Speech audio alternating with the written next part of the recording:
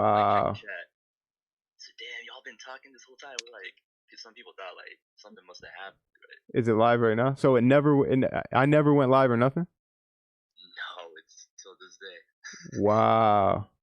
Yeah, hey, people are loyal though. There's 130 people waiting, and we're keeping the chat up. There's Yo, conversations on the chat. this is crazy, bro. I thought this whole time I've seen the chat going, I'm just thinking we're going good. Okay, well, whatever. We're just gonna have to back it up and Shut start up, again. no, It's checking now. We should be live now. okay.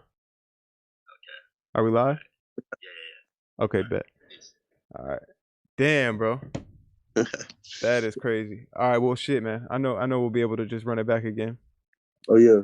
But yeah, man, what's good, everybody, man? Let me show these guys. Man, I appreciate all you guys for being low. This is crazy, bro. We literally have been live talking for like 35 minutes right now. This man's been telling his story. I thought we were live the whole time. I do not know what happened. I apologize. This has never happened before. I appreciate you guys, but I mean, it probably happens for a reason. We're probably gonna even reveal the sauce even harder. Oh But yeah. let me just give me 2 seconds here. I want to show him the stuff that I had originally showed him. Oh man, appreciate you, TNT. So Oh yeah. Appreciate you. yeah, so man, this is crazy. So I know for you guys that were here, I was telling you how I wanted to show you this inspiration. So man, we got TNT here in the building, a producer, who, man, he's been telling me his story. We're gonna go back over. You guys are gonna hear the whole thing, but take a look at some of these things here. So he has 137K subscribers, and we'll look here. This is the big motivation stuff I wanted to show you. So if we go to most popular, man, I appreciate you guys too. 150 people were here just chilling in the live stream. So take a look, man. This man has 137K subscribers. You look at his biggest beats. We were talking 1.7 million views, 1.4 million views, 918K views, crazy amounts of views. But if we look back now, I think this is one of the things that I think us as new producers starting online, this is the type of stuff that we see, and it makes us discouraged. And this is what it is right here. So we look back at his oldest beats. I'm seeing 448 views, 344 views, 266 views, 656 views. The kind of views that a lot of us are getting, and we're like, man, is something ever gonna happen? Is something ever gonna when is this gonna change? And you look back, this is 5 years ago, and this man has 137K subscribers, millions of views, and you know, I mean, some of these videos have never popped. And this kind of goes back to what I was talking about with Jay Netic yesterday, and when he was asking like, yo, like sometimes I'll have, like, last month I had a good month and I was getting more subscribers and I was getting more views, but now this month it's kind of down. It's not doing as good. He's like, am I doing anything wrong? And you know, we just kind of talked about, we're like, yo, it's YouTube thing, it's a creative thing. There's so many things that go into it, and it's never just gonna be a steady rise to the top. There's always going to be curves and ups and downs, and we're going to definitely talk more about that with TNT. And another thing I wanted to show you guys is Airbit. This is an Airbit user, so we talk a lot about what platform should I use? Should I use BeatStar? Should I use Airbit? Should I use TrackTrain? What is there one thing that's going to make or break make this happen? Is there one platform that's, you know, going to be the one for me? And you know, from what it looks like, man, we've had guys on the show that are killing it on BeatStars. We've had guys that are on the show here, like I'm talking to TNT now, who's killing it on Airbit, getting 1.4 million plays, making an amazing living off of selling beats online, which we're gonna get into. And yeah, man, and he's also, you know, he's worked with guys like Money Man, NBA Youngboy, Rod Wave, Quando Rondo, Jay the Youngin, Black Youngster, Lil TJ. The credits are crazy, man, but he, you know, he's still selling beats online and still going crazy. So oh man, this is crazy, because I feel like I was giving one of my best interviews ever, man. And we were just talking to ourselves. It's crazy though. And it's been a crazy story. So we're gonna go back, man. Let's take it all the way back. You know, talking about in one of your interviews, man. So forgive me here. I'm gonna kind of act like I never even heard anything you were saying. So I hope you're down to go over it again. Oh yeah, it's gonna be even better. Yeah, most definitely. We can make sure we don't skip over all the details. So man, growing up in South Carolina, I heard you talking about in your interview. There was times where you were damn near homeless. You know, this is before you started making beats. You know, during high school and stuff. Can you tell us about what those times were like, man? Those hard times. Like, I actually moved to South Carolina when I was like 14. So really, like in high school, like I played. You know what I'm saying? Like I was big on football. Okay. So it was like, really like it was just me, my mom, and my sister. So really, we moved like to South Carolina just off faith. Like we didn't even really have nowhere to stay. So really, like during high school, it was just, I mean, it was just really just a bunch of struggle. You know what I'm saying? Like, so really, when I got out of high school, like I went like to college and played ball, but I had to come back because like when I was in college, I really had like a corner. You know what I'm saying? Where I just had like a mattress, like it was deflated. I had a box of probably like 3-4 outfits. So like in college, it was just I had to come back because I mean I was homesick. I had like nobody but just like 2 people there, and like really I was just broke to the point where my coaches just had to buy me food. Damn. So So what were you staying in the dorms or? now like I went to a college where we didn't even like I didn't really have financial aid or nothing. Wow. It was just a crazy situation. Like we had to stay in an apartment. Like the apartment was so expensive. So when I would get my checks from school, like my whole check would just go like towards paying rent. So like I would have to walk to class. Like I had to walk like 2 miles just to get to class. You know what I'm saying? Damn. Come home. Sometimes you didn't even have like nothing to eat. You know what I'm saying? Like my college experience was just it was crazy. So I had to come home. And then like when I came home, it was just like I'm not gonna say it was an even worse situation, but at the same time, it was like I didn't really come home to nothing better. So I mean that was like really the situation. And then I ended up moving down like to Tennessee with my granddad to try to get like a better situation. Like hoping that I could probably like get a job down there. And then probably like a couple months after I moved with him, I was about to join the army. But like when I was probably like 15, I ended up breaking my arm. So Okay. like they didn't yeah, like I guess that was just like a really like a blessing in disguise though. So wait, really? If you've broken a limb before, they really don't want you in the army? Nah, like I broke it to the point where I had surgery. Okay. You know what I'm saying? So probably I don't know if it was like I'm a liability because like my arm is like it's like really messed up. Do you got like a piece of metal in there or something? Yeah, I got a bunch of Okay. metal through, so I don't know Yeah. if like if that's a like a liability or whatnot. But it was just like a blessing. They never called me back. Gotcha. Yeah, man, I can relate, man. I got a metal rod in my from my knee to my shin from last Man, year. like I mean, but it's bad, but at the same time, it's like that was a blessing for me. Yeah. Like it would have like my whole life would have been different right now. No, most definitely. So what was it that made you kind of want to choose that army path? Man, it was just an easy way out. You know what I'm saying? Like having no money, just having no like really not. I'm not saying like I have any ambition, but I was just really lost. So I was like, really, if I join the army, I got an easy paycheck. You know what I'm saying? So really, it's just like really an easy escape for me. Most definitely, most definitely. So the army doesn't pan out.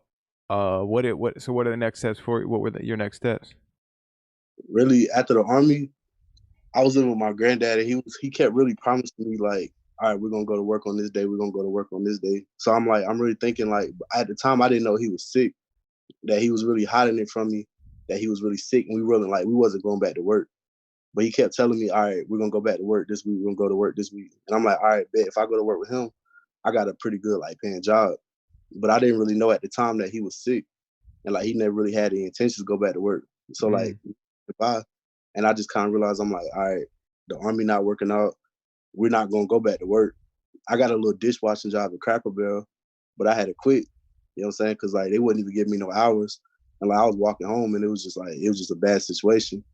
So really, after I quit the job, I ain't had nothing to do, and I was just sitting there. I had like an old laptop, and I was just like, I might well just start making beats. You know what I'm saying? Like I picked up FL. I mean, I wasn't no good at it, but like when I moved back to South Carolina, I ended up making this beat, and like I ended up sampling this one song I can't remember, but like me and the dude had a pretty good song in the city, and that's where like things kind of like started buzzing in the city a little bit. So how did you so you're sitting there in your granddad's living room, like how did you even know about FL or making beats or anything about that world? My brother used to rap. Like I said, we used to sell CDs like $5. Like we used to walk around Tennessee all day, literally all day, just selling CDs. Like that's how we made money. So at the time I was familiar with music, but like I wasn't into it. Okay. You know, so I was just helping him out like selling CDs. So I already knew about FL. But like when I picked it up, it was just kind of like it wasn't no looking back. Okay. And like how did you learn? Were you going on YouTube or? Yeah, I went on YouTube and stole my first beat. Stole your first beat? Yeah, I mean, cause like it was a remake of How to Make a Beat. Okay. So exactly what they did. Okay. You feel? I probably changed up like one thing, but the whole beat was stolen. So you were basically following it step by step, making the exact beat. Yeah, and Okay. that was my first beat, so I'm like, I don't want to like be trash, so I kept letting people hear it. It was like, bro, like, how you already this good? And I'm like, dude, you know what I'm saying? But like, y'all only knew, you feel me? Well, chat. What do you guys think? Is that cheating? I feel like there's a lot of people that have done that. Like especially in the beginning, like it's kind of like there's almost no other way to get started. You kind of just got to like recreate things. So I want to hear. They're saying no shame. What? Go ahead. Like it wasn't no recreation. It was just like it was just stolen. For real. Like it was like a Lex Luger type beat. Like I ain't gonna lie, yeah. I never really told nobody that, but yeah, y'all. I feel better now that I got that off my chest, y'all. We got the exclusive story. Most definitely. So okay. So I heard you mention that you moved back to South Carolina shortly after this. Yeah, I moved back to South Carolina because, I mean, it was really a situation where it was just I was down there with no money too. You know what I'm saying? So I moved back with my mom and my sister, and it was just like it was really just me.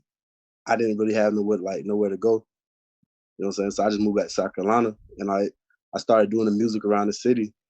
And then like me and my dad, he was just like, you might as well just go to Full Sail. You know what I'm saying? Do something that you love and like actually learn about it. So when I went to Full Sail, I didn't know at the time, like when you like actually enrolled, they sent you a package. But like when I found that out, it was just like Christmas. You know what I'm saying? They sent me a old MacBook. Well, at the time it was new, but like it was like a 2012 MacBook. Yeah. Well, that's really not new though, because it was like 2016. But Oh, it wow. was new. They sent like 2012 MacBook, a keyboard, speakers, and all that. You know what I'm saying? So we were talking about this, you know, because I was saying I remember back, you know, during high school and stuff. Like I had it set that I wanted to go to Full Sail, and you know they would send me like the books about their college and stuff. And I remember seeing that page where it's like, what do they call the launch kit or the launch box or something like that? Yeah, and I was like, yo, because at the time, like, I was just having like an old computer, and you know, I had never had a MacBook, but that was like one of my main things. I wanted a MacBook so bad, and it came with the programs, came with would they send you like a little interface and keyboard and stuff, and I was just like, yo, like that was actually one of the main reasons I wanted to go to Full Sail. Like, it's like, yeah, pay $50,000 or whatever this tuition is to get this like you know $2,000 set of supplies. So no, I could definitely relate. And that like actually looking back in hindsight, yeah, I really bought a laptop, speakers, and interface for like 50,000. That's crazy. Like thinking back on it, yeah, because the tuition was crazy. Yeah, tuition is insane. And so and you were doing this online. You weren't even actually on campus, correct? Now I did it online because like at the time I really didn't have like the means to really be by myself. You know what I'm saying? Like I know if I went down to Florida, like even like trying to eat and survive, it was just gonna be too much. Now I heard you in I think it was a Dirty Glove interview, where you said you know, no shame to Full Sail, but it kind of wasn't. It was kind of almost a waste doing all that. And is that because like so I can see, you know, if you're on campus, you know, you get access to the networking, you get in-person time with the teachers, you get to use their studios and stuff like that. But I feel like just doing the online program, you know, it's almost like you can get that same content from YouTube and stuff like that. What do you say to that? Yeah, I mean it really wasn't like more so Full Sail. I just don't feel like going online is like the way to go. Okay. Because everything I feel like engineering and stuff is just like hands on. I feel like if you go through Full Sail, you might as well just do like YouTube. Like if you really were trying to go online, like because at the same time it's like Full Sail is a good school, but I feel like you got to be in that environment. You got to be in their studios. You got to be like hands on with their teachers. Yeah. And like, but Full Sail did teach me about like organizational. Okay. That's one thing I can say I did learn from it. So what is the online program? Is it mostly just watching videos, or is it like live instruction? It was just assignments. You know what I'm saying? Like it was just it wasn't something that I would like recommend. It was just Okay. basically on assignments, but at the same time, it's like you're not really getting that legit organic feel. You know what I'm saying? So I just feel like if you want to go, just go like on campus. Okay. But would you say that, okay, so obviously everything happens for a reason, and maybe you could even boil it down to like doing that. If you wouldn't have done that, you might not have like started taking everything more serious, and you might not have like dedicated yourself to that. You think that's true in a sense? Nah, I mean I don't regret it at all because I feel like even if I didn't go to Full Sail, I couldn't even afford a laptop.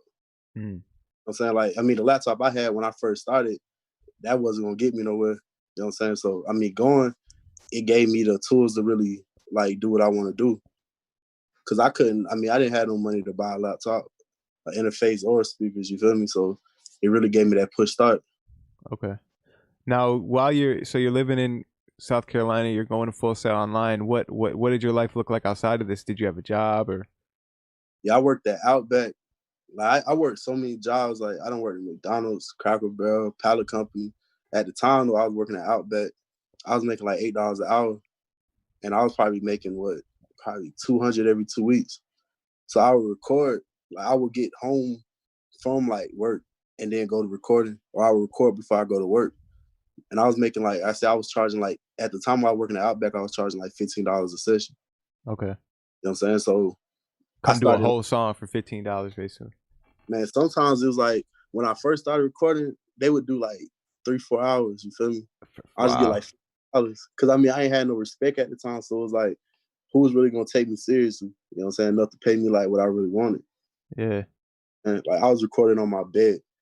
You feel me? Like literally, I was like, I had a bed, I had a closet, and it was just like I had a little setup. So I'm like, how can I really charge like what I want to charge? And like we recording on my bed, you feel me? So when I was working at Outback, I ended up moving to a house where like I started recording Outback. Then I started charging like 15 an hour. And it got to the point where I was like, all right, either I'm gonna be scared and I'm gonna keep like going to work and I'm gonna keep recording, or I'm gonna just quit. You know what I'm saying? So it took me probably like a month to like really get the courage up to really like quit. Cause I had like my managers telling me, but they was like, you gonna come back. It was like, once you quit, this music not gonna really work out for you. You gonna be back. Damn. And I remember the dude name who told me that. I ain't gonna say his name, but We won't put him out there. he was like, you'll be back. So it really was like discouraging because I'm like, all right, what if I quit? You feel me? And I can't. I didn't have enough money at the time to be like comfortable. So I'm like, all right, if I quit and the session stop, like what I'm gonna do? You feel me? Yeah. So after you quit and everything, was everything smooth sailing from that time, or did you go through some hard times? Nah, nothing was smooth sailing. Like it was tough. Like I say, I was recording and then like my laptop just crashed on me. And like I went completely broke, like $0, like to the point where my boy had to send me $100 just so I could eat. Mm. You know what I'm saying? Like, and that was just that lasted for a month. And then it took me a couple months after that, like to get a new laptop and like to really like save enough money, like to be kind of comfortable. Damn. Like that was probably like rock bottom moment.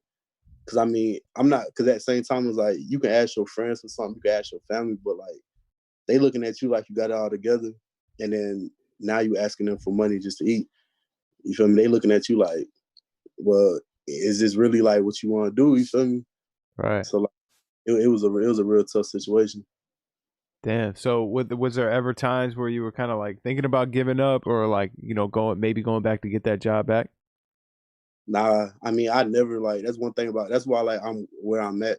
I'm not where I'm at because I'm like the most talented. I'm where I'm at because I never quit.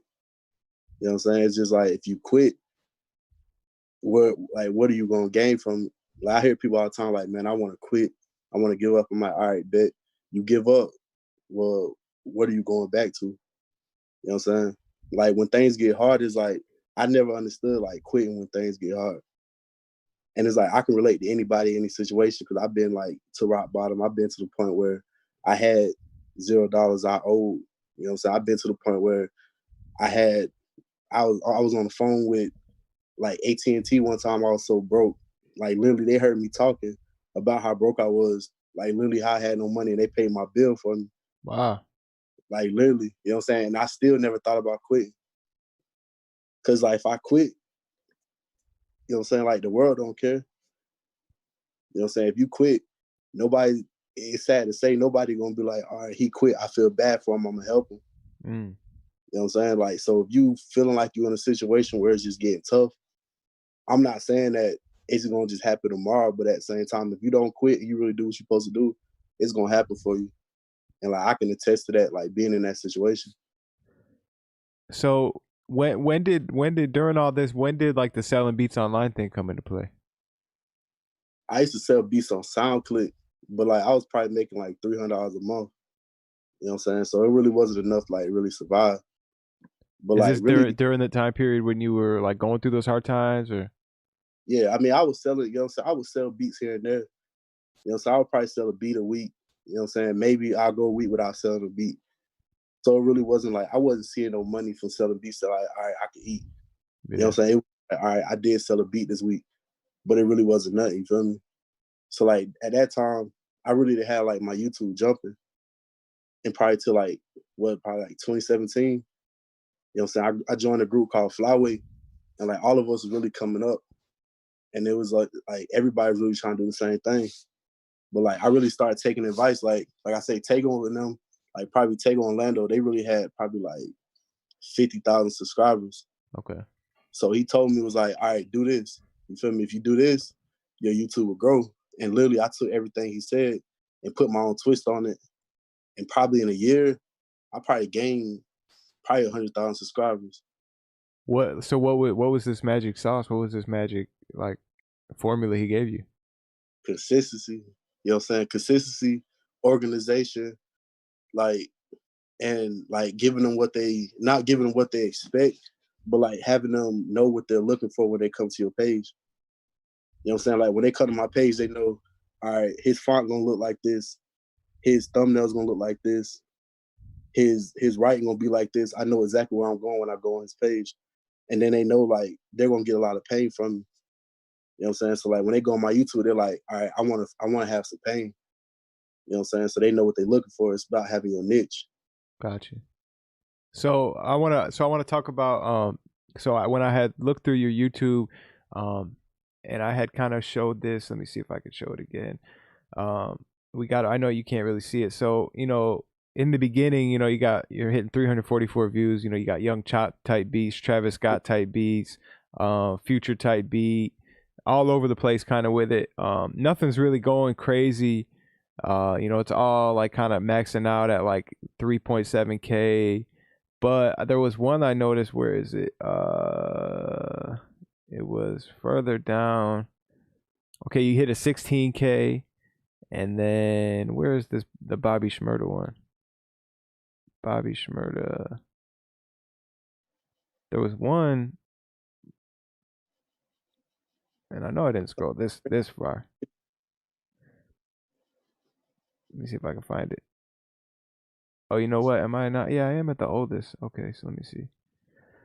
So, anyways, long story short. Okay, here it is, right here. Bobby Shmurda green light. So all these videos before this, like you're barely breaking like 1,000 views. Like you got one that you did a little bit more, but what is it like when you finally hit that 46K views? Was this beat for sale? Did you start getting a lot more sales? What was that like? I mean, I didn't really get a lot of sales, you know what I'm saying? But like more people was hitting me up and like people was hopping on it. You know what I'm saying? Like little artists was hopping on that time. And that was great for me. You feel me? Because I didn't really have no songs out. So I mean that really helped like my confidence more than anything. But really like that TK type beat, that thing's called Juice. That's what like really the sales started coming in. I really started like selling beats. You know what I'm saying? Because like that Bobby Shmurda beat, it didn't really sell.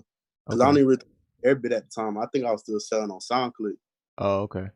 Yeah, so at like the time like really Juice started taking off, I created Airbit. And that's what like I started seeing like consistent sales. Got you. Now is this before Tego gave you the sauce, like when that Bobby Shmurda beat happened? Nah, yeah, that was before. You feel me?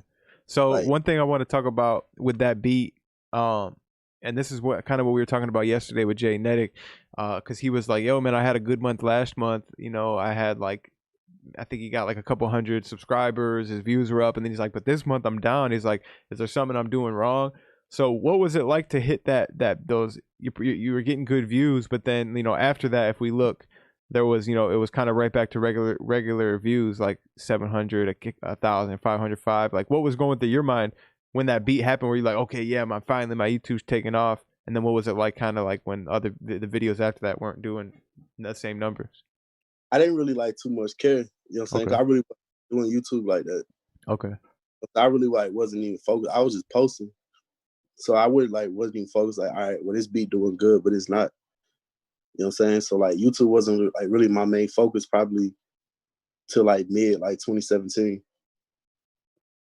Like you see the point where I started actually posting like the thumbnails. That's really kind of like where I started taking it a little serious.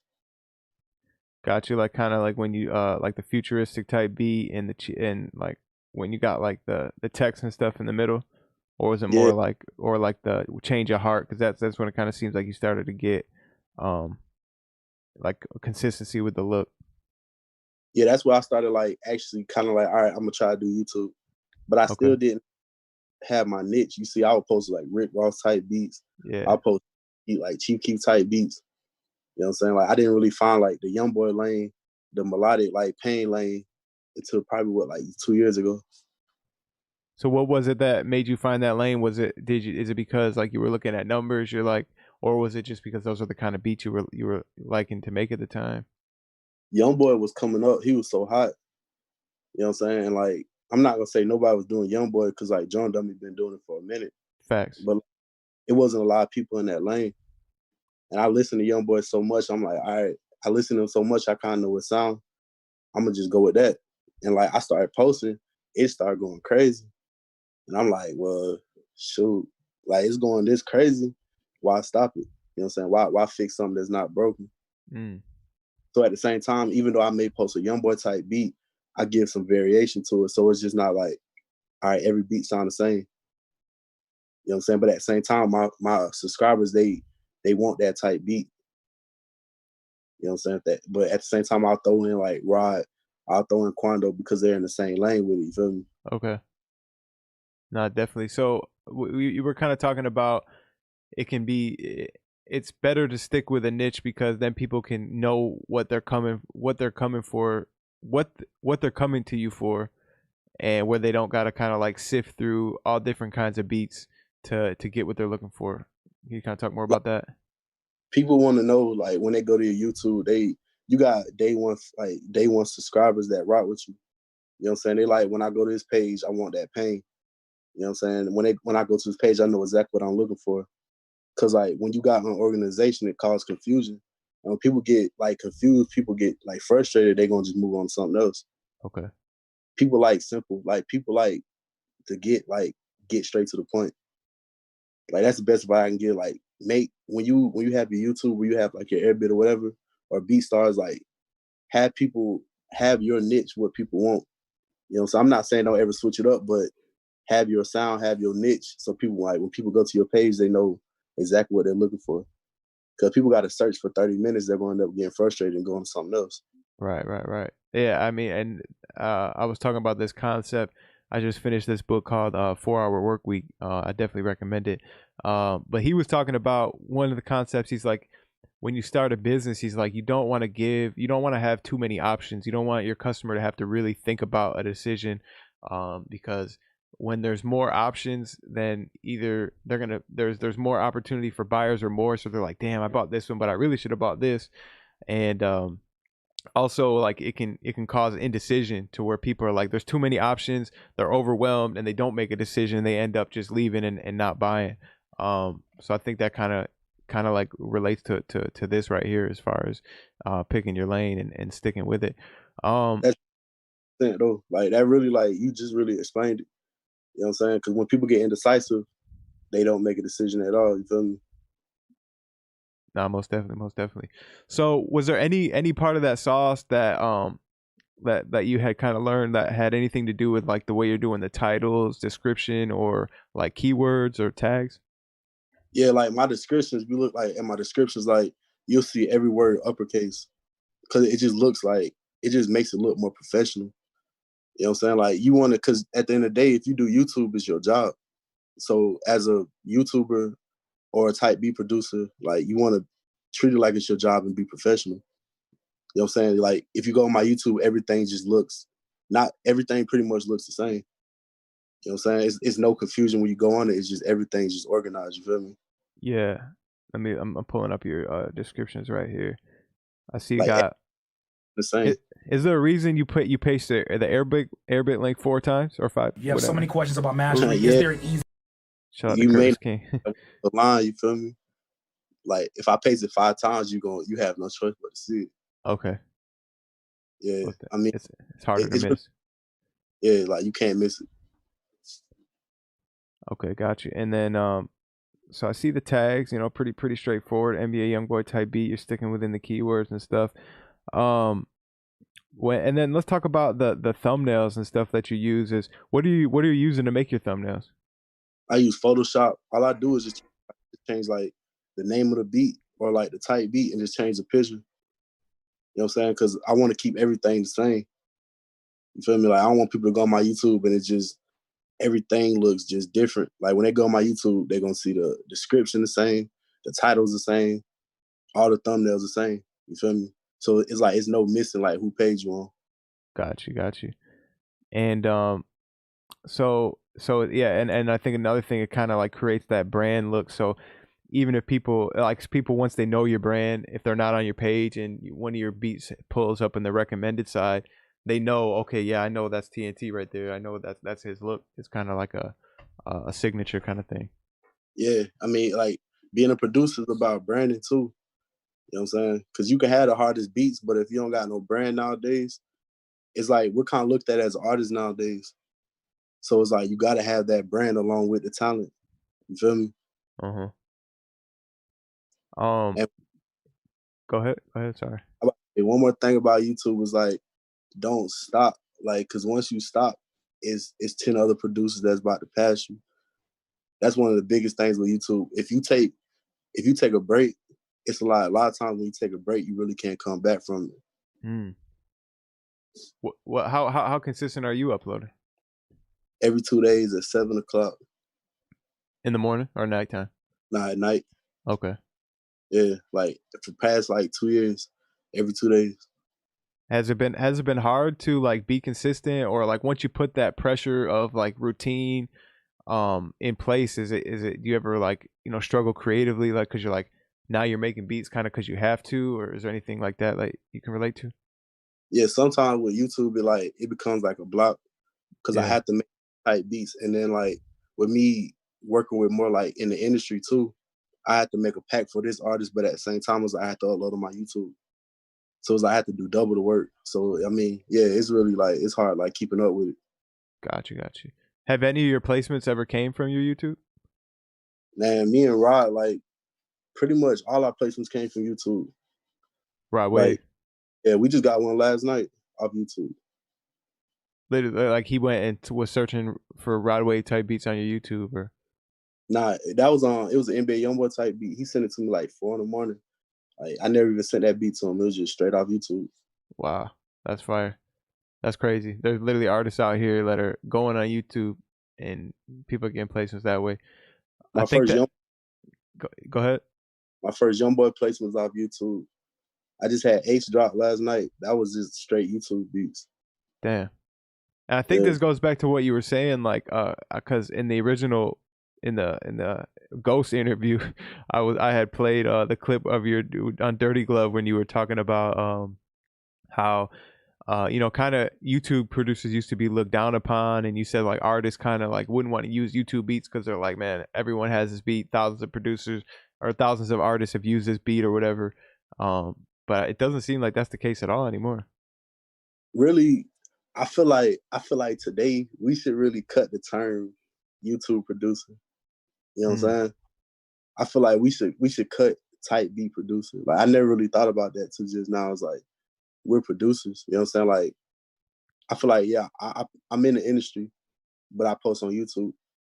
I'm just a producer. You know what I'm saying? Like, I feel like I don't think nobody should be labeled a type beat producer anymore. I feel like if you're a producer, you're a producer. Yeah. Like I feel like we should cut that because I feel like people try to label you as that to try to kind of like minimize like your credibility. You feel me? Because I mean, I feel like as like YouTube producers, as like producers that do actually post on YouTube, like we get so much respect now. You know what I'm saying? Like the artists nowadays in the industry, a lot of them don't even care about that. Like they'll go straight to YouTube and rap on a beat. So I feel like we shouldn't be called type producers or YouTube producers. I feel like we should just cut it out and just say we're producers. No, most definitely, because there's so many producers that are in both lanes right now, killing it. I think So we can definitely give a big shout outs to guys like Cash Money AP and stuff for kind of breaking that mold. Yeah, I mean he's a legend when it comes to YouTube. Most You know what I'm definitely. saying? And now like he's top of the industry. You know what I'm saying? One of the top people. And man, so one of the concepts we've talked about too with this is because they're still producers. Like I feel like, especially like in the beginning, they don't really understand the power of YouTube. Like they don't understand it. Like you're talking about getting placements through YouTube. We're talking about making thousands, tens of thousands, $50,000 a month selling beats on YouTube. And Yeah. a lot of producers kind of get that.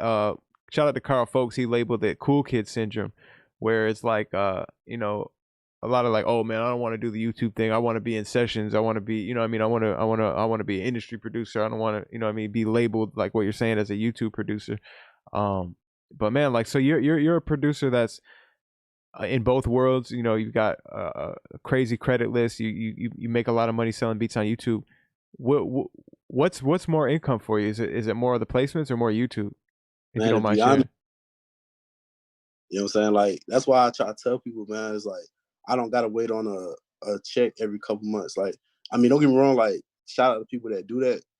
But I'm not even gonna sit here and lie and say I've seen a crazy amount of money from the industry because I haven't. You know what I'm saying? I'm really just starting to actually see kind of like real money. YouTube is like you can really live, you know what I'm saying? Like you could become rich, like just off of like posting type beats. So take away the placements you've gotten from YouTube. Just act like those came from just sending beats.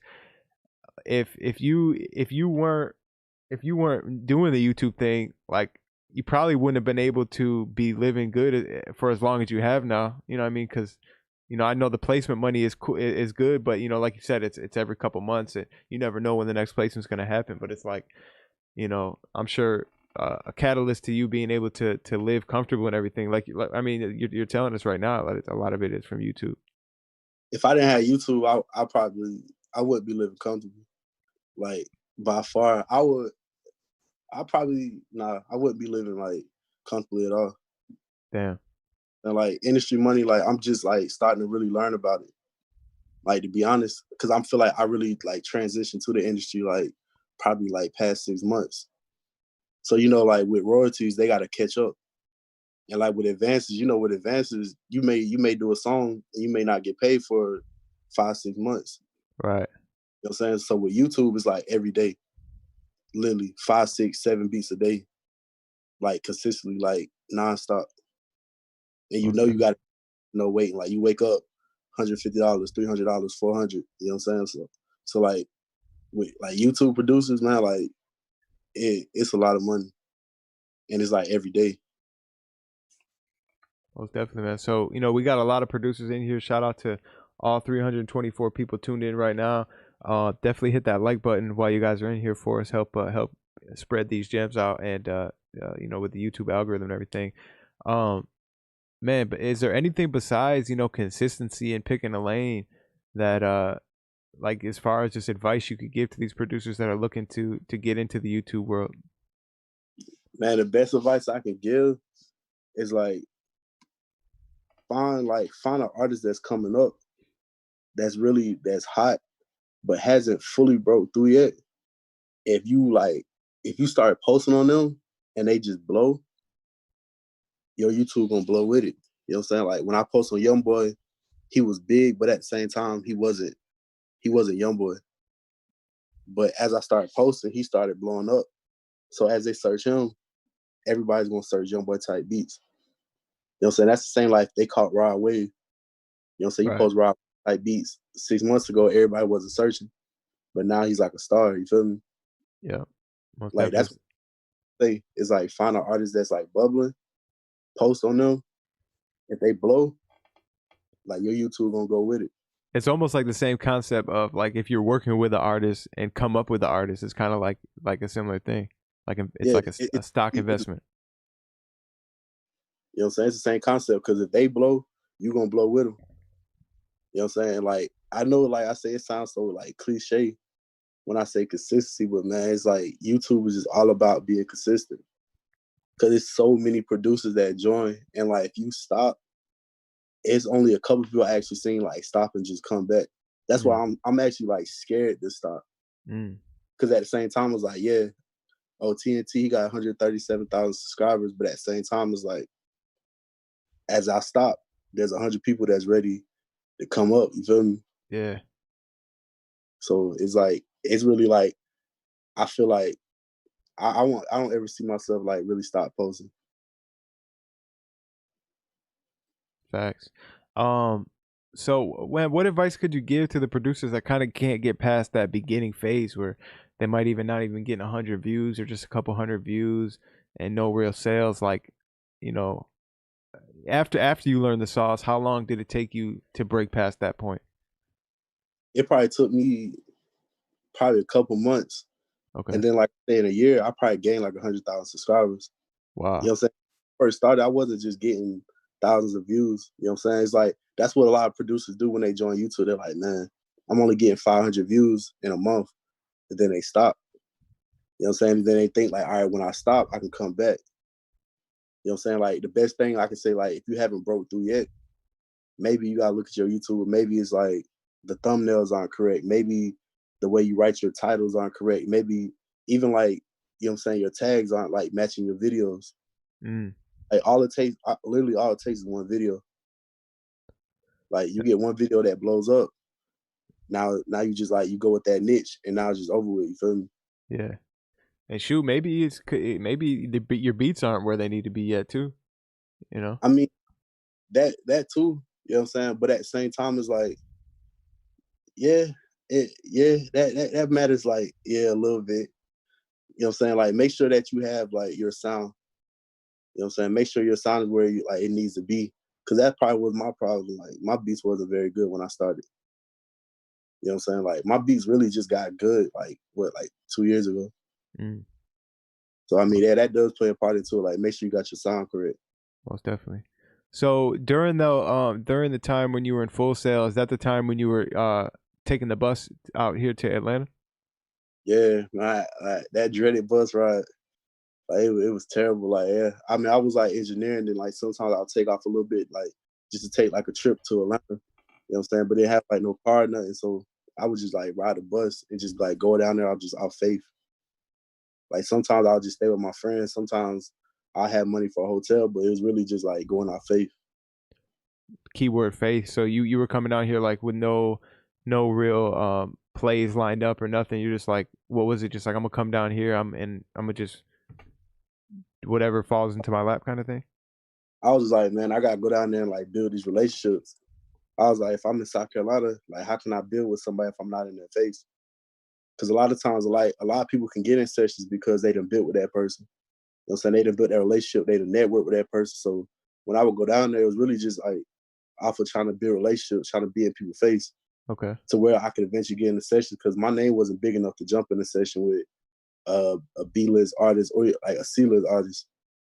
You know what I'm saying? So I had to build up. I had to get to know these people, or I had to get to know somebody who knew them. You know what I'm saying? Like even like getting to know the circle, like that could kind of get you into a session. So I would just go down to our faith and just be like, I'm gonna just work with this person. I'm gonna network with this person, and then hopefully I can get in with the artist that I want to. So okay, so let's, because there's a lot of producers in here right now that live in small cities and stuff, and they want to go out to places like LA or here in Atlanta and stuff. Man, so once you step off that bus, what are you doing? Like where does this relationship building start? Does it start on IG, or like how are you even able to know who to pull up on or who to try to start relationships with?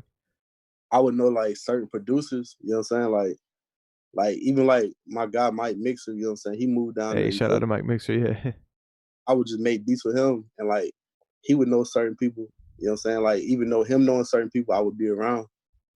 and they would start knowing me, and then I could be around them, and they'll know certain people. So really, it's just like a domino effect. You get to know this person, and then eventually you get to know this other person, and they introduce you to this person, and now you're in a whole different circle. You know what I'm saying? You done connected to 10 people just off of like making beats, just being around in the studio. So it just starts with one relationship. It started with one relationship. Like one relationship in Atlanta could change everything. Or like one relationship in Atlanta, LA, like any of these big cities, you feel me? Yeah. Cause like a lot of people know people, you know what I'm saying? Like you may not be able to get to that like direct person, but you can get to that person who's around them, build that relationship, and eventually you'll be to that person. Mm-hmm. So Mike Mixer, he's from South Carolina too, right? I think. He's from South Carolina. Are you guys from like the similar area, or how did you even link up with him? How did we meet? Matter of fact, I think we met through an artist, Lil Doug, and like we just linked up at my house one day, and like we just made beats. Like the beats was terrible. We just linked up and made beats, and like you feel me? Like we just like outside of music, we just cool. Okay. You know what I'm saying? So like he knew a lot of people because he was doing the same thing I was doing, but like he actually moved down there. So like me just being around him, I would just be around certain people, and eventually I just started building relationships in Atlanta, and it just got to the point where like I started knowing more people on my own. Most definitely, man. I think people can learn a lot from Mike's networking game because, man, I'm always running. We're always running into Mike. You know, we pull up his studios to, you know, film certain things. It's like, man, he's one of the main people that we always run into. He's always in a room, always in a session. Man, Mike be working, man. Like that's like really inspirational because at the same time, it's like he's one of those people that just don't quit. You know what I'm saying? Like no matter what, even if he doesn't have a song that he may want that doesn't drop, like he never really gets discouraged. He's just always in the next room working. It seems like you guys are just doing it for the love, doing it for the passion. You gotta do it for the like. If you don't love it, you know what I'm saying? Like the money. Don't get me wrong, the money cool, but at the same time, it's like once you get it, it's like all right. I want the accolades. I want to be known as, you feel me, one of the best. You know what I'm saying? I don't want to just do it for the money. Because eventually, I'm not saying, like, don't get me wrong, yeah, I'm blessed to be able to make the money that I make, but at the same time, it's like once you start making it, you start realizing that there's so much more to producing. Most definitely. So, man, we got to talk about this in your Dirty Glove interview. You talked about the scooter session, how you really dropped the ball. Can you tell us about that story? I went to this is when you're coming down here on the bus, correct? Yeah. Okay. I went to Atlanta as a producer without a laptop. Like pretty much everybody in the chat could probably like understand how that would go. You know what I'm saying? Like I'm a producer that went into a session without beats. It's really like, it sounds so like crazy saying it now. You feel me? But at the time, I really couldn't even tell you what I was thinking. Cause I really didn't even expect like had a session. Cause I was really about to hit the bus, and then like his manager called me and was like, "Can you pull up to the session?" And I'm thinking in my head, I'm like, I can't really say no. Cause this is my biggest session at the time. So I pull up. I was like, bro, I don't got no laptop. I started playing beats on the engineer computer, like out my email. Like the beats was so weak. You know what I'm saying? Like the beats was, it was just such a bad like situation. What were they, old ass beats or something like that? Yeah, they was old beats. You know what I'm saying? They was beats I wouldn't play for nobody. You feel me? You're just like hoping for a miracle. Like hopefully one of these that I click is a hitter. Man, none of them hit. You feel me? But like it really, like, I'm glad I learned early though. It's like always be prepared. You know what I'm saying? Like preparation, like being prepared is like the biggest thing. So like when I'm going out of town, like I'm about to do something, I make sure I over prepare. You know what I'm saying? For any situation. Damn, man, you didn't even have a flash drive or nothing? Man, I had me. I walked in there with myself and hope. That was really all I had was hope. It had to be awkward. I lost hope quick. It had to be awkward as hell. Nah, it was weird, but like he was cool about it though. You know what I'm saying? Like a lot of artists were just like, bro, you gotta get out. Yeah. He was cool with it though. He was still listening, even though you're playing weak. He was still listening, like, hey, you got something else type shit. He wasn't listening. Oh damn.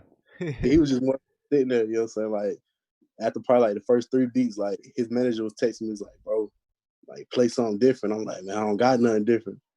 You know what I'm saying? Like So it was just a bad situation. But like, I mean, he was cool about it though. Like we ended up linking back up, and I ended up making up for it though.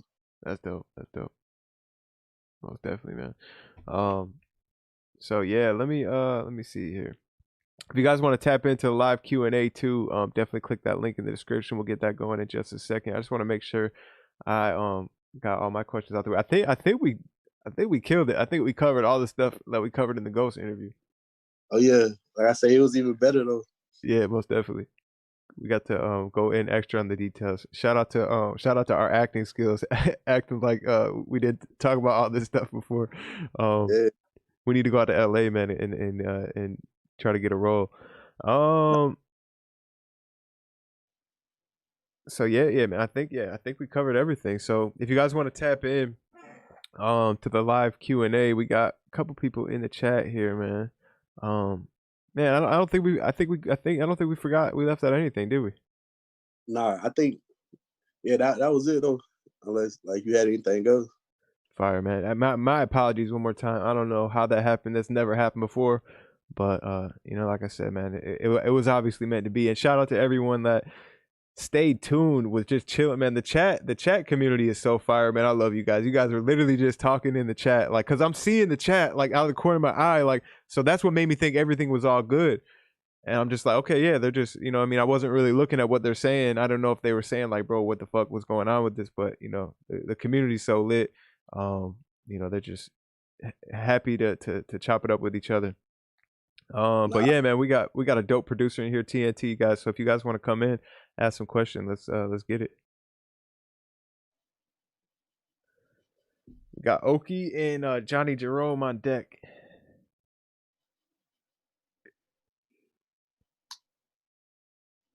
Okie, what's good, bro? And Johnny Jerome on deck. Hey, what's good?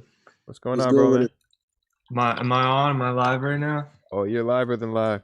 All right, bro. I was just gonna ask TNT, like working with the mainstream artists, like what exactly is that like? Like, do you will you send them a YouTube link? Will they pull it off your YouTube? Will you cook them up a pack live? Like, how does that work? And also, like, what was your first like big song that blew up, and like, how did that feel? Working with like mainstream artists, every artist is different, you know what I'm saying? Because like a lot of times, like I don't even really have like relationships with the artists, you feel me? So a lot of them come from YouTube. Some of them come from just like they'll DM me, be like, bro, I need a pack, and they'll just give me. I feel like nowadays, like the best way to send like beats to an artist is like try to get their number. I feel like artists don't really like too much check emails no more. So yeah, like, yeah. So like working with. What you about to say? Oh yeah, like and then like getting songs out, like how long will that generally take in the industry with like paperwork and all that? Like, is it as easy as like you send it to them and then they're like, oh, like I'm cool with TNT, I have like he's letting me use it, or do you have to like fill out a bunch of shit? Nah, I ain't gonna lie. When it comes to artists, it's like you gotta separate the personal and business. You know what I'm saying? Like, even though we may be cool, it's like it's still your job. You feel me? You can't be like, all right, I'm cool with this artist, unless y'all just like coming up together. You feel me? Yeah, but, yeah. Like mainstream artists, you can't say, all right, well, I like this artist, we're cool. I'm gonna just get on the beat because you gotta eat too. You feel me? Because I promise you, the artist is eating. You feel me? Yeah, yeah. So do you charge them like up front then usually too, as well as like on the back end, or no? Yeah, I mean, get an advance, and then like you feel me, like you own part of the record. Like if you made it by yourself, you feel me, you own your part. If you made it with a producer, you know what I'm saying, y'all split it how y'all split it, but you always like own part of the record. You feel me? Like you always gonna get back end and then your front end. Like you feel me? Like that's what you're required. Yeah. What's your relationship like with Polo G? That's like my favorite album right now. I heard you got like that I Know shit, bro. That shit. Oh, that's like one of my favorite on the album. Man, shout out to Taj. Shout out to Taj Money and his team for like actually help like let me get in that session. I met him out in LA probably like 6 months ago. And now like we really built that relationship. Like I was just out in LA with him, me and Taj was, and like it's just really like, you feel me? It's like an actual like solid relationship now. So we're like outside, like we just cool, you feel me? Were you there when he wrote the song and all? Yeah, he heard the beat, went in and just like freestyled it. He freestyled, I know. Yeah. Yeah, he's an artist, like he's legit. Yeah, that line where he's like, when you're dead, that's when they might care. Like that shit was catchy. He had those straight bars. I can't believe he did that on the spot. That's Yeah, like wild. he's legit. Yeah, that's crazy. All right, well that's all really I wanted to know. I wanted to talk about the Polo G and just like ask about working with the industry artists is like. So I appreciate your time, bro, and I'm gonna let someone else in. Oh yeah, Appreciate you tapping in. Yo, Jmyth, man, it's 10 stacks on Jmyth's head, just so everybody in the chat knows. This man keeps winning all these beat contests and beat battles we've been doing on live streams. All 316 producers in here, man, you got to step it up, man. Somebody's got to take this man out. We cannot let him keep winning these battles. I'm just letting it be known now. If you pull up on Jmyth, holler at me. I got some money for you. But let's go, man. We got Johnny Jerome. Actually, interesting enough, he was part of that battle too. So let's see what he's got to say. Rome's World, what's going on, bro? Peace, King. How you? Good, man. How you doing, man? Man, good, man. Listen, I know Jmyth is listening. I'm coming for that crown, bro. Logic Gang. I see you. I see you stepped it up yesterday too. Like you were in what? You were in the top 5. What's good, top TNT? 10? How you? What's up with you, man? Everything good with you? Yo. You good? Oh shit, what's going on here? You froze up a little bit. Yo, what's up with you, man? ain't shit, man. Chilling. There was a little bit of a delay there, man. But yeah, I was saying I'm coming for Jmyth's crown, man. I know you listening to this, so yeah. So I feel like this whole team producer grind shit, all this shit's happening for a reason, man. Everything, all this, the live streaming, this episode with the morning show happens at the right time for me. So TB and Dylan, they all kind of been watching my progress with my beats and all that stuff, and it's all systematic for me. You know what I mean? Like right now, I'm working on perfecting my mix by making good sample choices, picking the right sounds, etc. But now I'm in a phase where like I'm about to get past that and start focusing on the YouTube aspect. It's something me and my brother we've been kind of experimenting with for like the past year and a half because we just started. I have production background from way back in the day, but I kind of took like a 2-decade hiatus, and then a few things happened that brought me back into it. Thank goodness. But the YouTube algorithm situation, I had spoken to Dylan about this maybe a few weeks back, and my brother and I were thinking about trying to beat the algorithm and trying to beat the competition by kind of stepping up the frequency of uploads, right? So your average online producer will probably upload maybe 2-3 beats a week versus actually trying to maybe upload 2 beats a day, 2 beats every 2 days. I mean, how do you feel about that as far as frequency is concerned?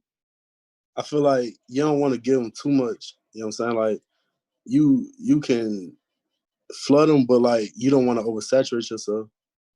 You know what I'm saying? Like give them, you can do that by like beating them with the uploads, but like I personally wouldn't say 2 times a day.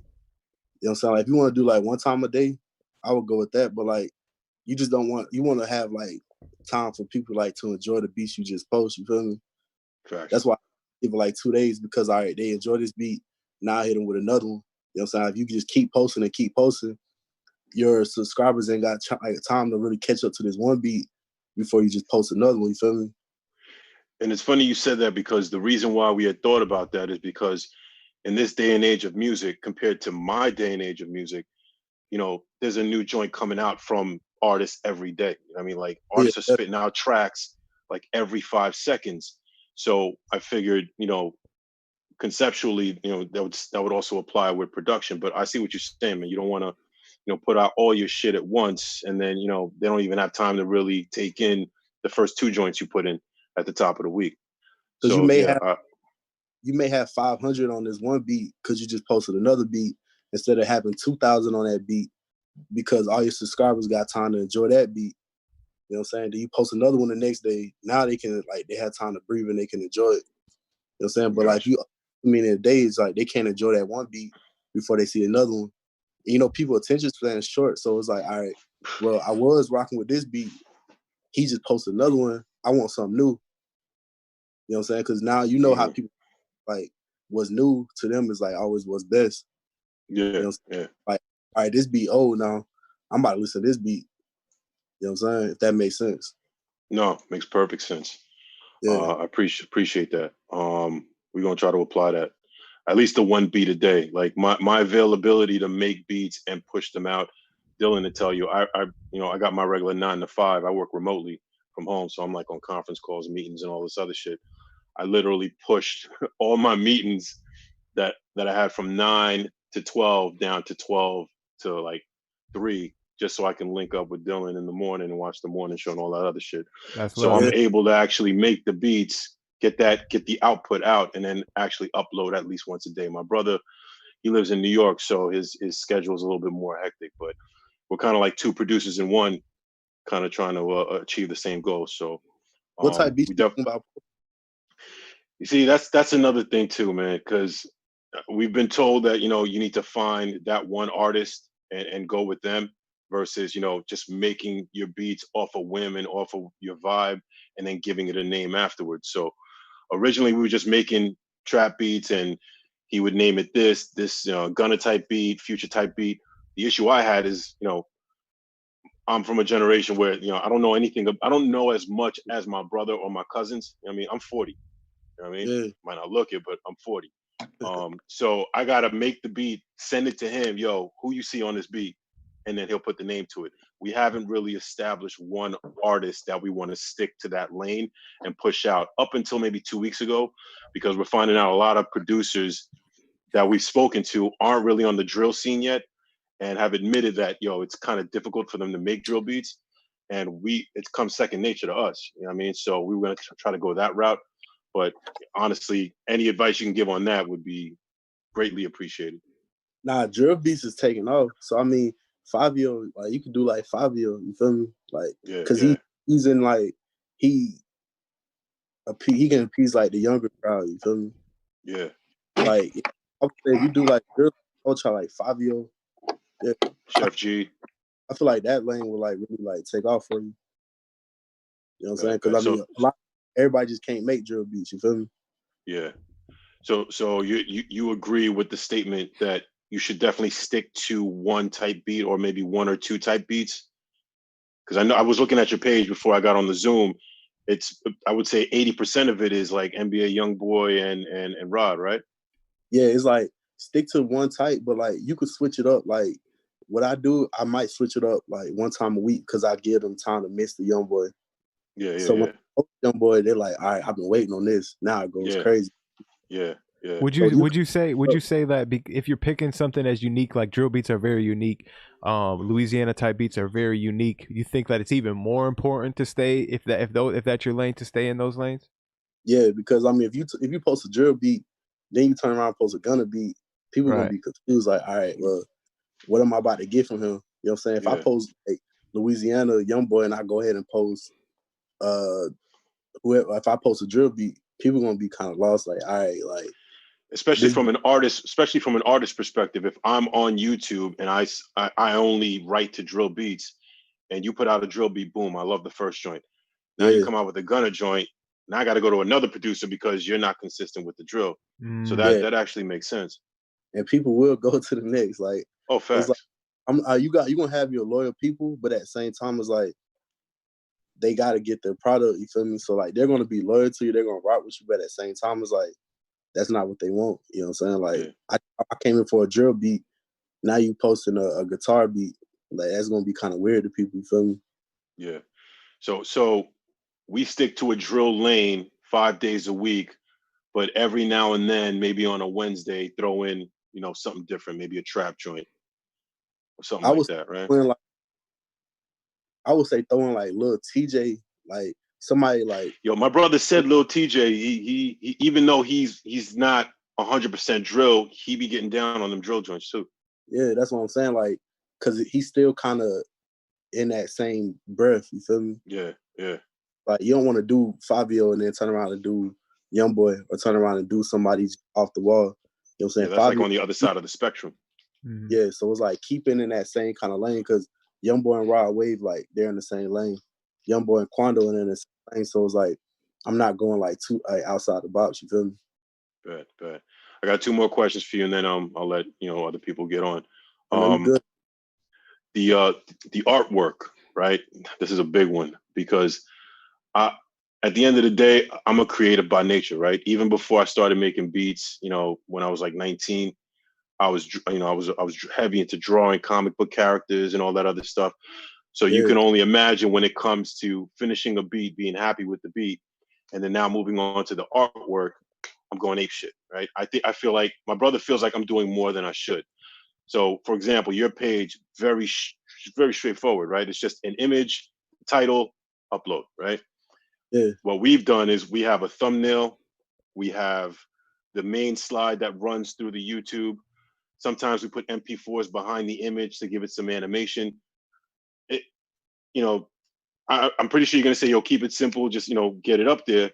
Yeah. But when a lot of your advice, and I was speaking to my brother about that as well, a lot of the advice from you and other successful producers regarding YouTube, it's coming from a time when you first started, which I think you said it was like 2016 or something like that. Yeah, like I really got into it like 2017, 18. Okay, so the dynamics of YouTube, especially with the volume of producers on the site, has changed, right? Therefore, they had to change the algorithm and all that other good shit. So, do you feel like the practices you had back then definitely apply to anyone coming into the game now? Do you feel like, yeah, it worked for me back then, it could work for you as well, but YouTube algorithms have changed a lot along the way. Results may vary. I say, nah, I feel like it's the same. I feel like keep it simple. Yeah. Like the world is like, if you see kind of like how the world is going, is like everything's simple. You know what I'm saying? Like everything's simple, straightforward, from like the music to everything. So it's like it still applies. Because if you see my YouTube, I haven't really like changed much. You feel me? Yeah, it's the same standard. I mean, it's standardized all the way across the board. It's just simple. Like you don't got to do too much. Yeah. Keep it the same and keep it simple. So all these little effects, little animation, they low budget animation, by the way. I ain't spending $500 on no Final Cut, none of that shit. So I just drag like an MP4 from a website and I put it into Keynote on my Mac and push it into the background, and it does the same thing. But it takes time because you got to do it in Keynote, then you got to export it out, then you got to push it into iMovies, grab the MP3, put it in, and upload it to YouTube. It's like a good half hour you lost where you could have made another beat. You know what I'm saying? Yeah, keep it simple. It may sound cliche, but just straightforward and simple. Especially for you, man, because you're fighting for your time. You got to work your 9 to 5. I think you should be spending as much time, because I think the main focus is getting people to the beat, because once they click the YouTube and they're listening, I don't think that those animations are going to influence them to want to buy it more. I think it's more about what they hear that's going to influence them. Yeah, it just getting to it. Like once they hear the beat, it's like they don't care about that no more. You know what I'm saying? It's just getting to the beat, thumbnail.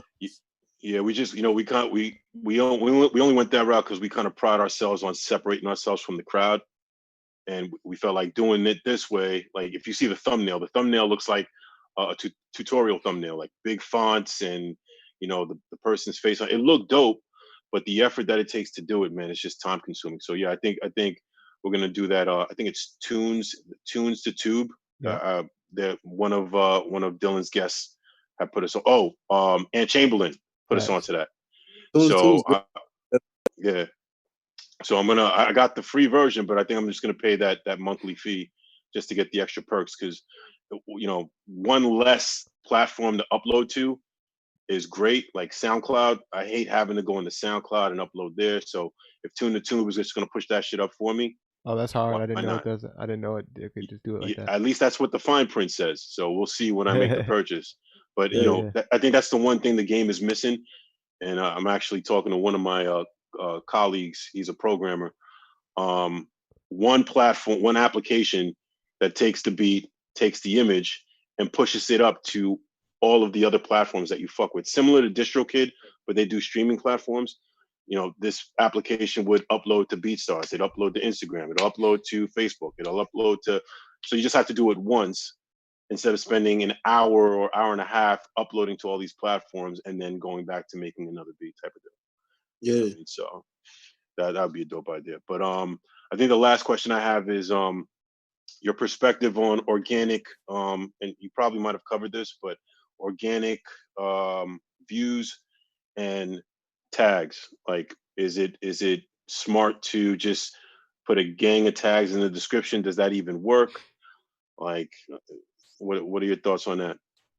I feel like, I mean, if you could figure out like ads and you could figure like how to really work that, then yeah, I mean, I'll go with it. But if you gotta do it organically, so with me, I could never figure out the ads. So like, I was spending like 500 that I didn't have, you know what I'm saying, on ads, and it wasn't. So I feel like if you do it organically, yeah, but like the tags, just make sure the tags match what you posted. You know what I'm saying? If you post just out like off the wall tags, it's just like, you feel me? Everything's not gonna match up. So I mean, I don't really focus too much on tags. Like really, I focus on like what YouTube is just like being consistent. Mm-hmm. Then like it's certain people that know about that and do know how to like work around that. But like my big thing for YouTube has just been my niche and really like posting consistently at like the same time. Yeah, I only ask because I'm fortunate enough right now to be able to finance the ads and all that other good stuff every now and then. But there are those that are probably watching the stream right now, young kids, making beats, and they ain't got the bread to be, coughing up ad money. So if organic is the way to go, obviously it's a question of just putting it out consistently, like you said, and let the algorithm just grab on that, and the views will come. Your work ethic is worth way more than any amount of money. Yeah, you have sweat equity. If you don't got the work ethic, is pointless. You feel me? Facts. All right, man. Yo, I appreciate your time, man. Thanks for the gems, Dylan. We'll link. I guess I'll see you tomorrow morning, if anything, man. I'm still watching though, but I got to get on a conference call. Tomorrow's Saturday, so no morning show tomorrow. Monday though. Oh shit, tomorrow's Saturday. That's right. Yo, I'm telling. 5 a.m. man. Every day I'm up, man. So I'll be losing track of the days, man. Let's go, bro. That's the producer life. I mean. All right, bro, man. Appreciate the good questions. Yo, all good, brother. Salute. All right, you too. Easy. TB was good, gang. Yo, what's up, bro? What's good, bro? Hey, I ain't really get on here to ask no questions. I just you know what I'm saying? If Jmyth, you still in the chat, bro, your time has come. I want the beat battle, you know what I'm saying?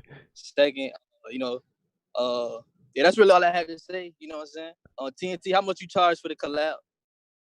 I don't charge for collab. Everything, like, everything free. He froze up. Real nigga. We're gonna get you a pack, man. That's my guy. He's on Team ProducerGrind and everything. So we'll definitely get you a pack, man. Some hard ass loops. He's fire. He's super fire. Yeah, I don't charge nobody for a collab. Like, if it's hard, it's hard.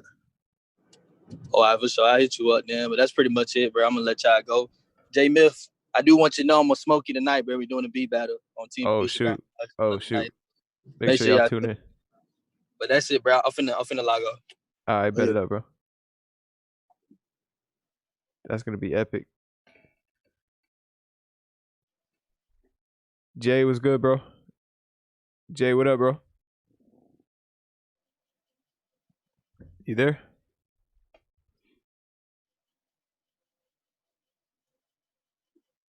Yo.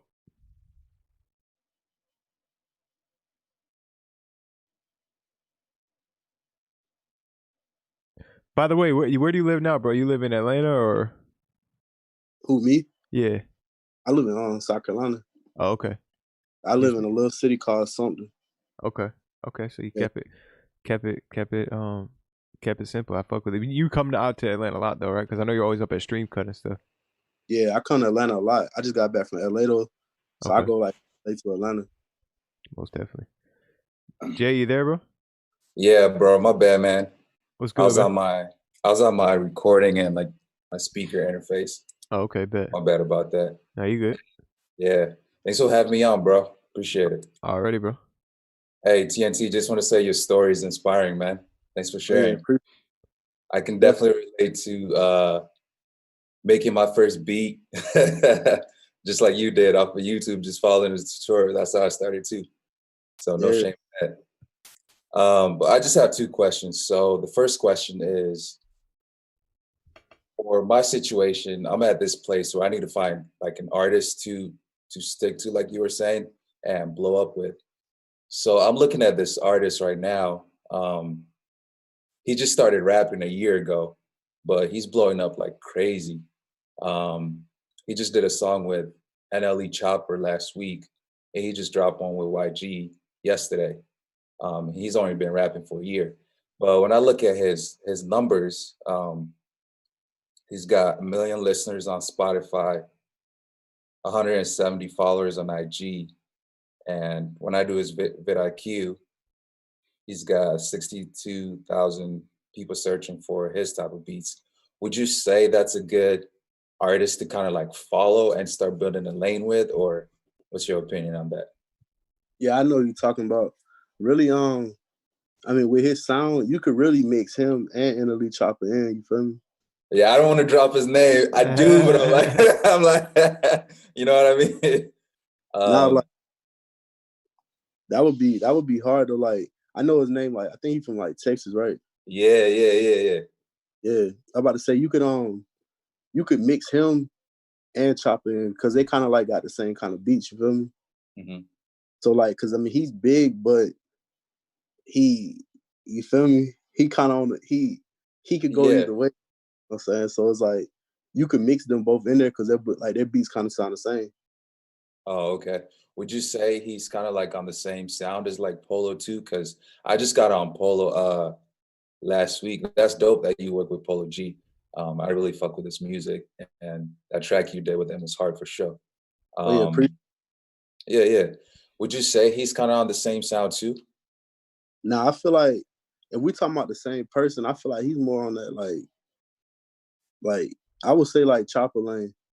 Oh, okay. You know what I'm saying? I mean, I thought he was kind of on the same lane with like the pianos and stuff, you know, like that piano with the extra reverb on it with the simple chords and the heavy bass. It's like I ain't gonna lie, I haven't listened enough to him to like hear like anything different. Yeah. But just like I've heard from him, it kind of been in like that Chopper lane. So I don't want to give you the wrong advice because I haven't like listened to enough of his music. Oh, okay. We talking about the same dude. Like he's getting up there. You know what I'm saying? He's kind of on the fence with it. So it's like that's definitely taking a chance. But I would just say throw in like bigger artists to kind of like, you feel me, like get the views with it. Yeah. You know who King Von is, right? Yeah, definitely. So he got a song with King Von too. So that's what I was thinking, like, because King Von is kind of like almost the same sound as Polo G and like almost the same sound as him. So would you think it would be better to like throw him in with King Von? Because King Von is kind of taking off too. It's like you could do boom, this artist X King Von, you feel me? Mm-hmm. Like this artist X NLE Chopper. Mm. You know what I'm saying? Oh, okay. That's a good. Then like throw the X King Von in just for the views.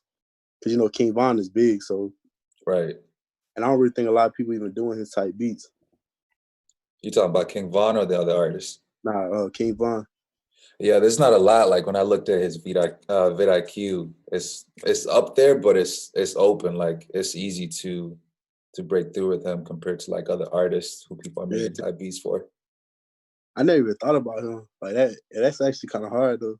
Yeah. I mean, I'm not gonna do it. I was just saying like for somebody coming up, that'd be hard. Okay, bet. Yeah, so my question, like to your answer from that was he's kind of on the fence, but like just throw him in with like other artists who are more established. Yeah, that'll help you like, you know what I'm saying? Like it'll help you like get the views for right now. Cause I say he is like he's real on the fence with it. Yeah. You know yeah, he's really definitely right there. Like that one, like if he does one song, like he could go, or it could be like, I feel like it could be like 1 or 2 years before like people catch on to him, you know? Yeah, definitely.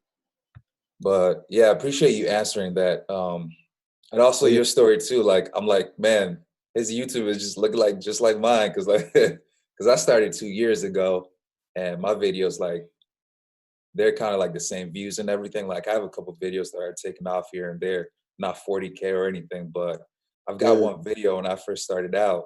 I don't even know how, but it's coming up on 4K now. And like when I made it with loops from Apple, you know.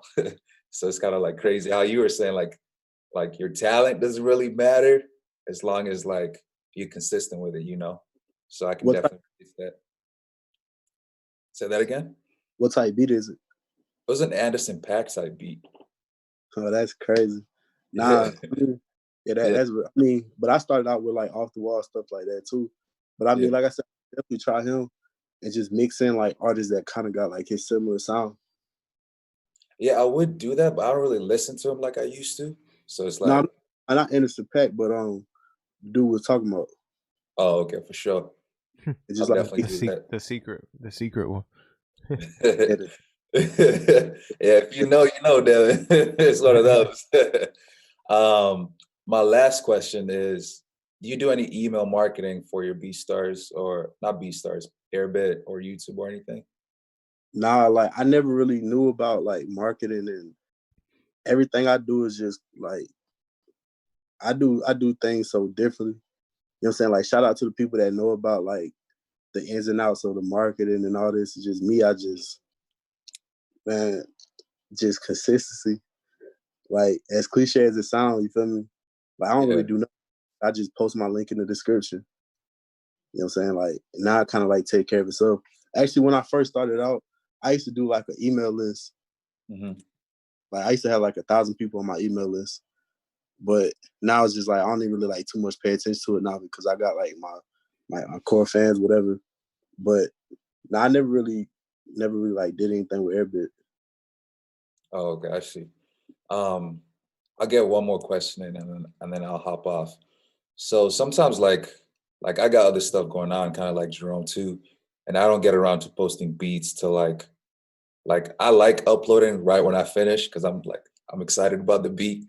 So sometimes I upload like at 2 in the morning or something like that. Do you think it's better to wait till like the next day?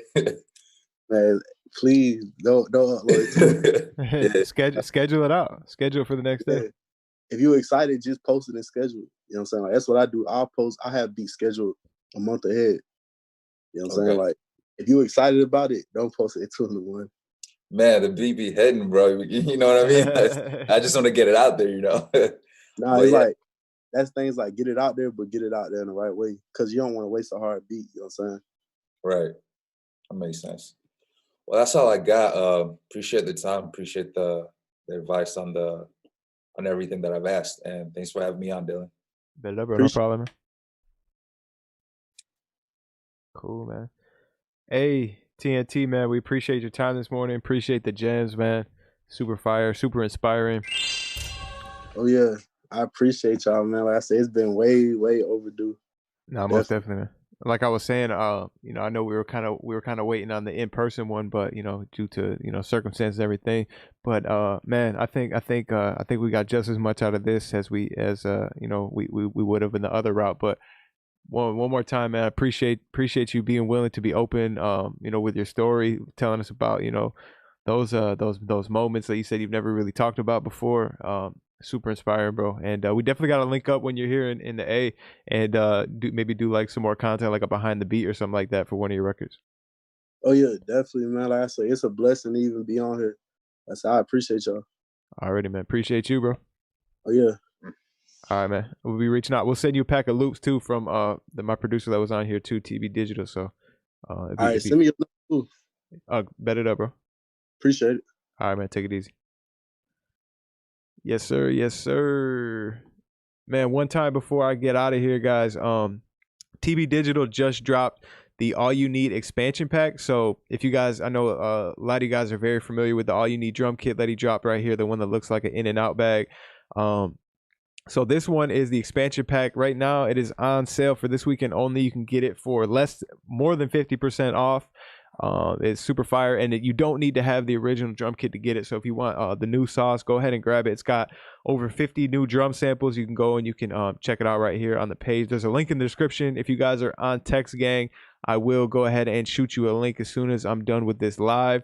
Also comes with 20 more royalty-free melody loops, man. I am about to fight this man TB Digital for dropping these royalty-free loops. He's fucking up the game out here. But now, in all seriousness, super dope melodies. I won't go ahead and play them now. You guys can go check them out in the description, man. You guys know TB's going crazy. He just dropped the 60. Him and T-Will just dropped 60 royalty-free joints. So, you know, I mean, if you guys enjoyed those loops, man, we definitely would appreciate your support on this pack. Crazy value, man. I think there's over like $85 in value loaded into this kit, and you can get it all right now for just $17. So like I said, the link is in the description to check it out. I went crazy on the artwork too. Let me guys know in the chat what you guys think of the artwork. Yeah, check it out in the description. It's got a one-shot kit too with 21 shots, all inspired by Pyrex. It's got some dope guitars, some dope flutes, some really dope flutes, really dope one-shots that you guys can use in your production. Also comes with some exclusive FL20 mixer presets. It's got some that are pure stock, and it's got some that require some plugins like Sound Toys, Effectrix, and Halftime. If you guys got Effectrix or Looperator, you guys will really fuck with the hi-hat presets with the certain effects that it's going to give your hi-hat. So appreciate you guys, man. Hopefully you guys can go and check it out. Click the link in the description. I'll also shoot you a text, or if you just go to ProducerGrind.com like usual, it's actually the first kit right here in the must-have kits, and you can get it right now, man. You can show some support for $17, and we will be back Monday, every day, Monday through Friday. You know the vibes, man. Shout out to TNT, Lano, DX, Class Z, what's good? Raph, what up? Smash that like button before you guys head out. And if you guys didn't hear me, I said smash that like button before you head out. That's a fact, Shady9. That's a fact, man. I know you guys, man, you guys were super supportive of the merch. I appreciate you guys so damn much. Appreciate you guys for everything you guys do. Appreciate you guys just for showing up here every morning, being a part of the community, and tapping into the live Q&A. Keeping me laughing with the comments in the chat. Sometimes, most of the time, you guys are hilarious in the chat. And man, just appreciate you guys tapping in with everything that we do, and we look forward to never ever stopping. You know, we're gonna always keep it going. So go ahead, head on over, check out that kit, man. We appreciate you guys. Yes sir.